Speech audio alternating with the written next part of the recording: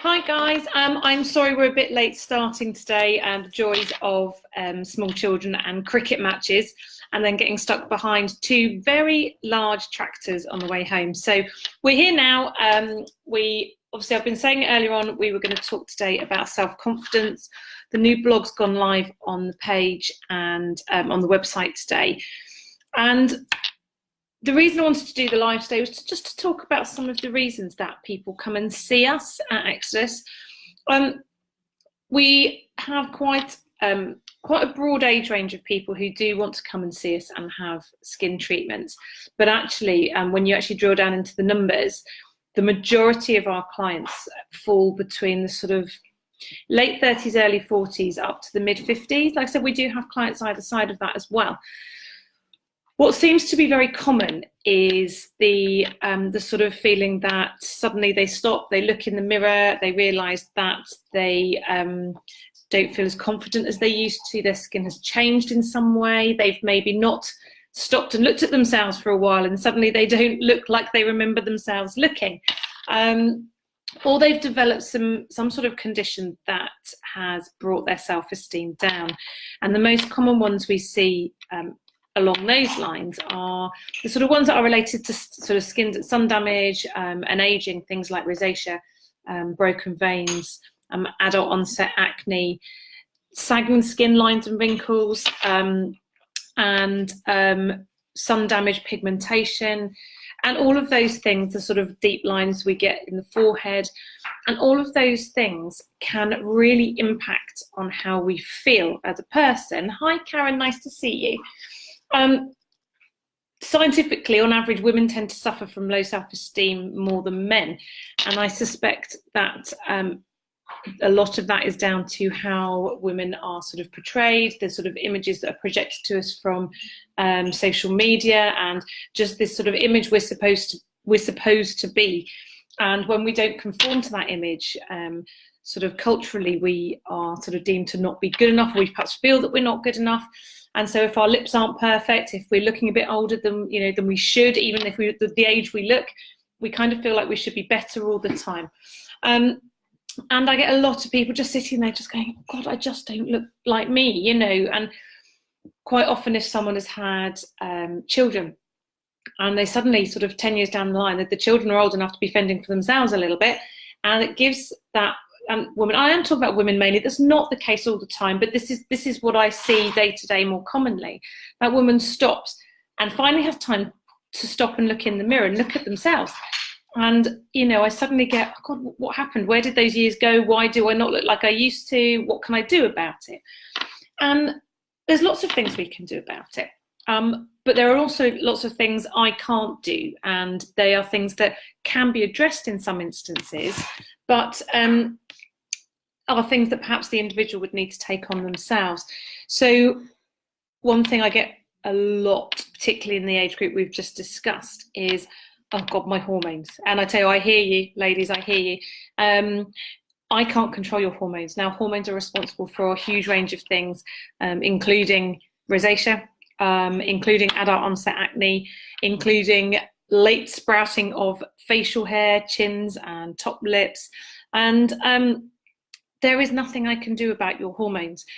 Some of that can be controlled nutritionally, but again, I can't control your nutritional status. That's down to you. So a lot of this is about looking at what you're eating.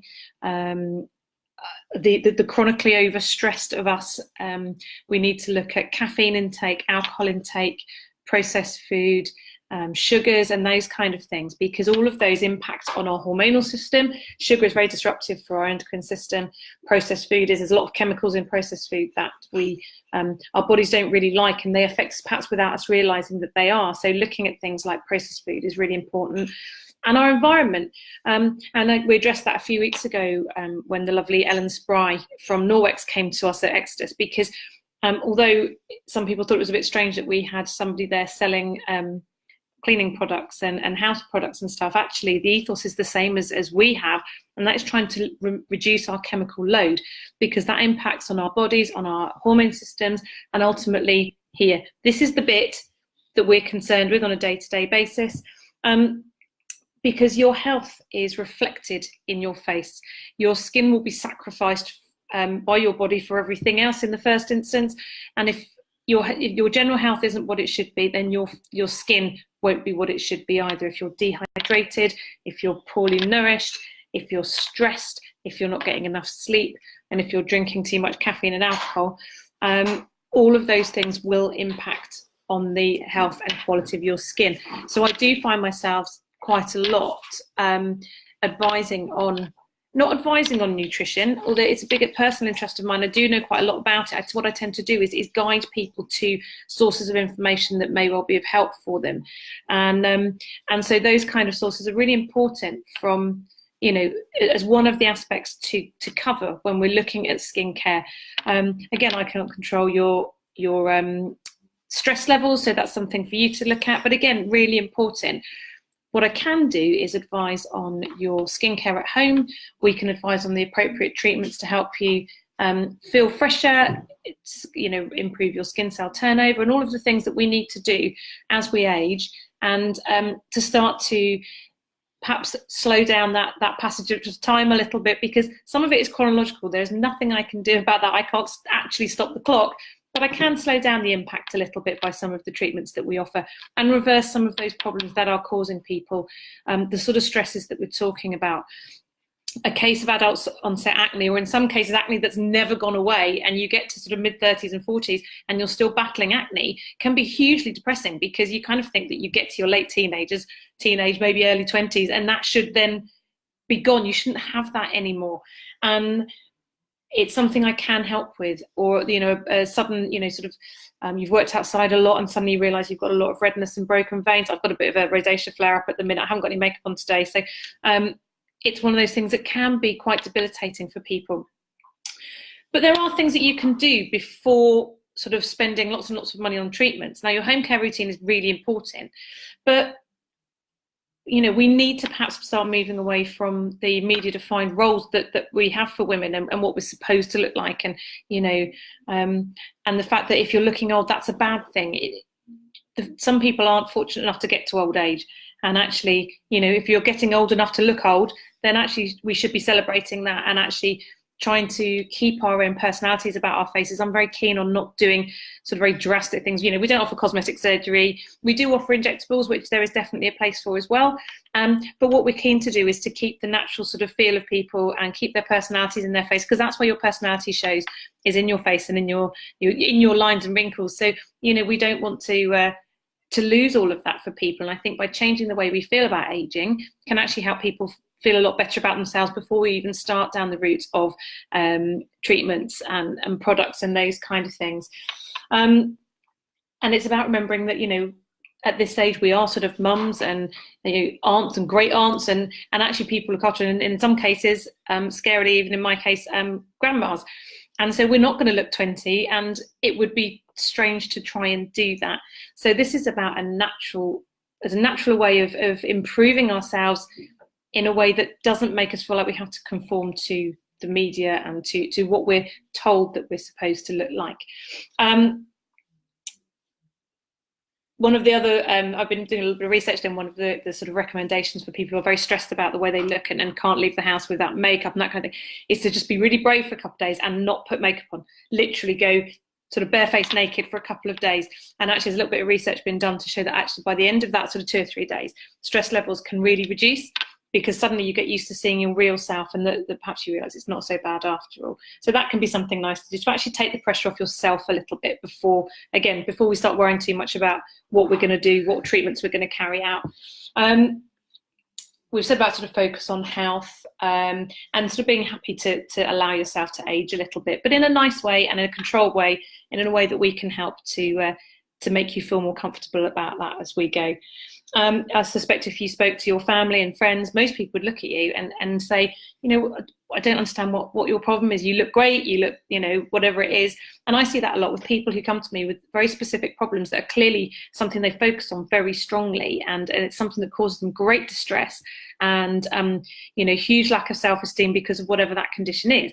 That actually, to me, and even though I'm looking more critically at somebody's skin because that's my job, but actually to look at that skin, think, it's really not that bad. It's not as severe as as we end up focusing on, it's like the magnified mirrors. You sort of start looking at your skin under a magnified mirror, and actually that, you know, you can sort of imagine all sorts of things. Like when you start Googling symptoms, you can come up with anything.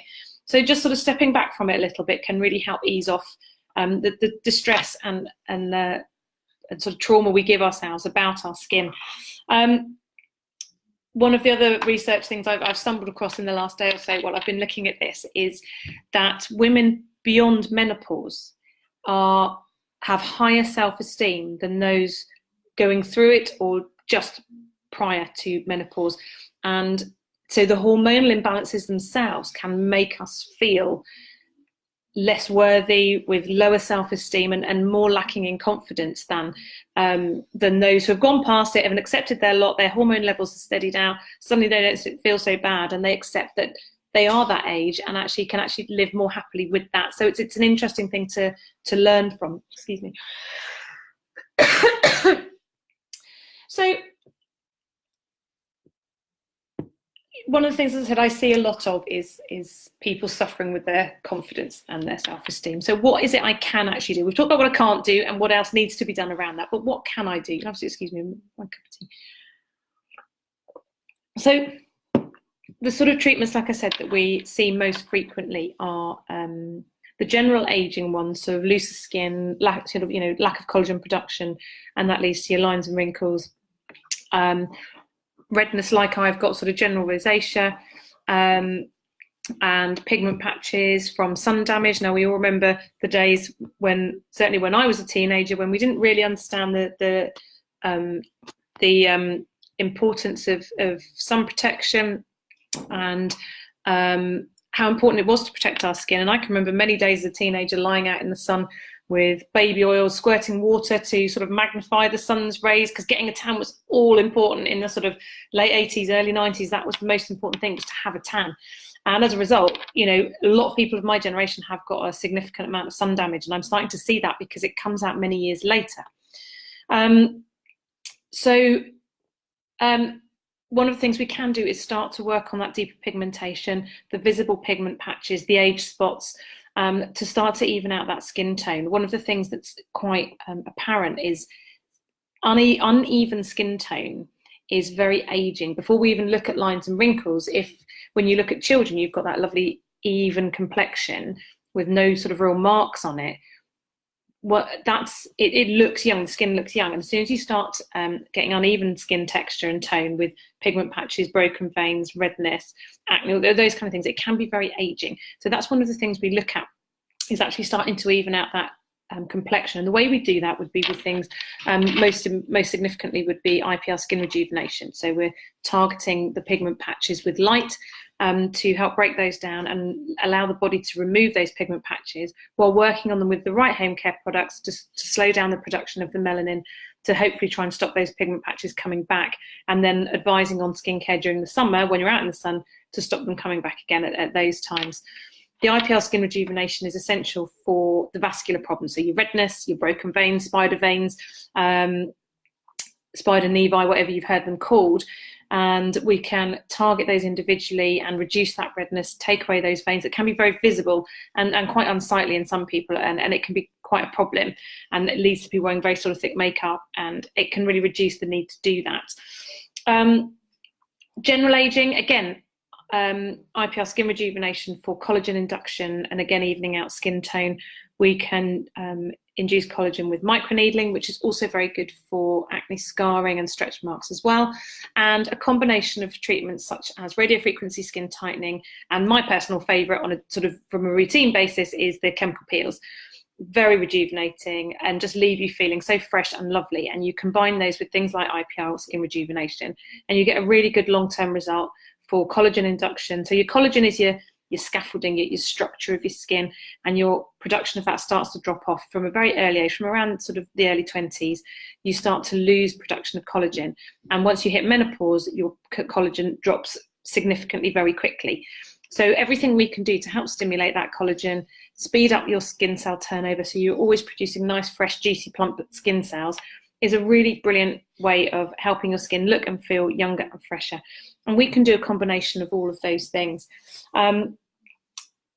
what I tend to find is people's confidence tends to start to return probably about 3 to 6 months into a treatment course. You get an initial kind of improvement with a lot of the treatments that we offer, and then it can take a while. You know, what we do is, I say to lots of people, I'm not Harry Potter, this isn't magic what we do, it's a process. And so by building people's self-confidence, we slowly improve their skin, get them into good routines, and there's a lot of education as to the best things to use on their skin. Everybody's different, we're very ingredient led as well, so what is right for one person may well not be right for somebody else, even if their problems are similar. We would always advise on to the individual, which is why all of our skin treatments require a skin consultation initially, to make sure that we provide the right prescription of treatment for that individual and advise properly on home care routines. Never recommend anything that you didn't need. And sometimes we'll start gentle and build up, particularly if you're not used to having a home care routine. Then, you know, it's quite nice to be able to start slowly. I wouldn't sort of throw lots of products at you straight away. It would be a case of, right, what do you want to do? How much do you want to start off with? And my advice on the right products to do that with. So, I said the consultations are very important, and they're also free. Because I don't think it's right to start charging people until we've established what it is you need to do. So that first appointment is sort of 20, 30 minutes to have a chat about your current treatment, your current home care products, what you want to achieve, and those kind of things. And from there, we can start to build a more sort of structured treatment plan and home care package for you. And then with each treatment, we do further assessments. So we spend more time as we go along, and we're assessing your skin all the time. Hi, Sharon. So it's about getting the right structure of treatments in place for you. If you've got a wedding or something, ideally we'd start 3 months before. But like I said, you can get quite a good result even just from just one treatment. But if you want results and you want to start looking at sort of things that are really causing you problems, actually commit to it. We're not going to come here and change things overnight. A lot of the conditions that we've got in our skin started, as I said, back in our teenage. If we're mid-40s, early 50s, it's taken 40 to 50 years to get our skin to the point that it's at. So it's about the right things at the right time to get the results over a sort of period of time, and then ultimately, indefinitely, sort of permanently having the right treatments and routines in place to keep your skin nice and to keep it going. And it's so nice for me when I have someone say how much more confident they feel, they have their hair cut, or they start wearing it up when they didn't before.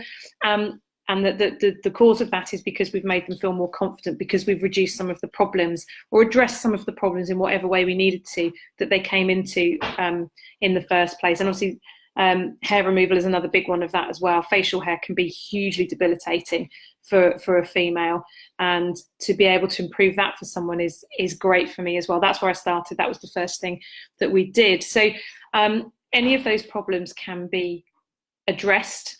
I said I don't work miracles, but I can address those and I can improve things. And in some instances, we can completely get rid of some of the problems that you're suffering with, and certainly get rid of them to the point where, with the correct maintenance, we can keep on top of them. Things like acne and rosacea, you might not be able to get rid of them completely, but we can control and maintain those over a period of time.